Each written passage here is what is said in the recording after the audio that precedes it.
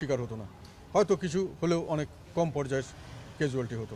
কাজে এখানে তো কিছুটা হলেও যারা যারা দায়িত্বপ্রাপ্ত যে যে ডিপার্টমেন্টে যার যেটা কাজ ছিল সঠিকভাবে তারা সেটা করেননি। বিল্ডিং শুরু ডিজাইন থেকে শুরু করে তৈরি করার শুরু থেকে শুরু করে পরবর্তী রক্ষণাবেক্ষণ সবখানেই আমার মনে হয় কিছু না কিছু গাফিলতি কারো না কারো আছে। আরেকটা বিষয় হচ্ছে উঁচু ভবন হয়েছে, অনেক উঁচু ভবন, 22 তলা ভবন হয়েছে, কিন্তু আরো উঁচু ভবনও আছে ঢাকায়।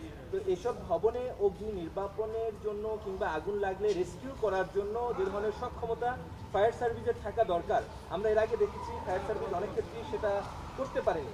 এবার আপনার কি মনে হলো যে ফায়ার সার্ভিস সে ধরনের সক্ষমতা অর্জন করতে পেরেছে? এটা ফায়ার সার্ভিসের আমি দোষারোপ করব না, যেহেতু ফায়ার সার্ভিসের সঙ্গে কানেক্টেড কতগুলো ফ্যাসিলিটি দরকার হয়। এককভাবে তারা ওই ফ্যাসিলিটিগুলো না পাওয়া গেলে এককভাবে সমস্যার সমাধান সম্ভব না। যেমন উদাহরণস্বরূপ পানি দরকার হয় সবচেয়ে প্রথম। আমাদের ফায়ার হাইড্রেন্ট সিস্টেম, আমাদের দেশে এত বড় শহর কিন্তু ফায়ার হাইড্রেন্ট সিস্টেম নেই বললেই চলে। তা কাজেই ফায়ার ফাইটাররা এসে তাদের কাছে যে যতটুকু থাকে পানি অন্য কোনো কেমিক্যালস, সেটা এত অতিরিক্ত নয় যার দ্বারা সম্পূর্ণ সমস্যাটি সমাধান করা সম্ভব। এখানে বিল্ট ইন সিস্টেম থাকা দরকার ছিল বিল্ডিংয়ের তরফ থেকেও, এখানে বিল্ট ইন থাকার দরকার ছিল শহরের তরফ থেকেও। শহরের রাস্তার পাশে হাইড্রেন্ট থাকবে, প্রত্যেকটা বিল্ডিংয়ে ফায়ার হাইড্রেন্ট থাকবে এবং সেখানে কোনো না কোনোভাবে পানি সাপ্লাই করার একটা বন্দোবস্ত থাকবে।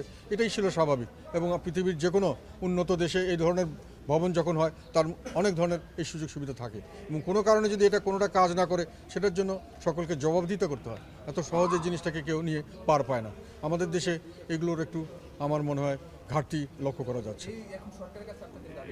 দাবি হলো যে ভবিষ্যতে আবার যেন এই ধরনের দুর্ঘটনা না হয় তার জন্য যা কিছু করা দরকার কারিগরিভাবে এবং সক্ষমতা যেভাবে যা তৈরি করা দরকার, যেখানে যে সুযোগ সুবিধা থাকা উচিত সেগুলো যেন নিশ্চিত করা হয়। এটাই আমাদের এটাই পরামর্শ যে আমাদের ফায়ার হাইড্রেন্ট সিস্টেম করতে হবে। প্রত্যেকটি উঁচুতলা ভবনে ফায়ার হাইড্রেন্ট এবং ফায়ার ওয়াটার সাপ্লাইয়ের জন্য বন্দোবস্ত রাখতে হবে, না হলে সেগুলোকে পারমিশন দেওয়া উচিত নয়। এবং রেস্কিউ করার জন্য ফায়ার স্কেপ রাখার দরকার, যে কোনো জায়গায় আগুন লাগলে যে কোথায় দিয়ে তারা বেরিয়ে নিরাপদে বেরিয়ে যেতে পারে তার জন্য ব্যবস্থা রাখা দরকার। না, যারা অবহেলার কথা বলা হচ্ছে আমি বলছি তাদেরকে আমি মনে করি তাদের জবাবদিহিতা থাকা উচিত, এবং সবটুকু বিষয়ে কে কতটুকু ব্যর্থ হলো এবং সেই ব্যর্থতার দায় তো কতটুকু তাদেরকে নিতে হবে সেটা যেটার আইনগতভাবেই সিদ্ধান্তটা নেওয়া উচিত। সকলকে সমানভাবে সব কিছুতে দেখার অবকাশ নেই।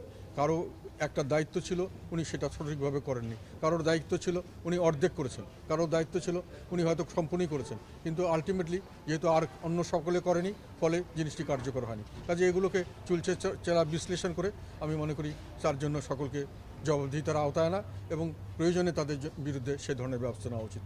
আরেকটা বিষয় দেখলাম যে ওই ভবনগুলো একটির সাথে আরেকটি লাগা, ফায়ার এক্সিটের যে কিছু ব্যাপার থাকে যে বিল্ডিংয়ের বাইরে দিয়েও ফায়ার এক্সিট থাকে, তো সেখানে যে ভবনের সাথে একটা ভবন লাগানো সেটা তো আসলে একটা এটা আমি এককভাবে কিছু বলবো না, সার্বিকভাবে বিল্ডিং কোডে এগুলো দেওয়ার কথা এবং আছে বলে আমি জানি যে কোনো একটা হায়ার রাইজ বিল্ডিং হলেও কত ভবনে কত তলা হলে কী ধরনের সুযোগ সুবিধা থাকতে হবে, ফায়ার এক্সিটের, ফায়ার অগ্নি নির্বাপনের কী ইকুইপমেন্ট থাকা দরকার, পানি সাপ্লাইয়ের কী ধরনের ব্যবস্থা থাকা দরকার, এগুলো সরকারি আইনের মধ্যে আছে।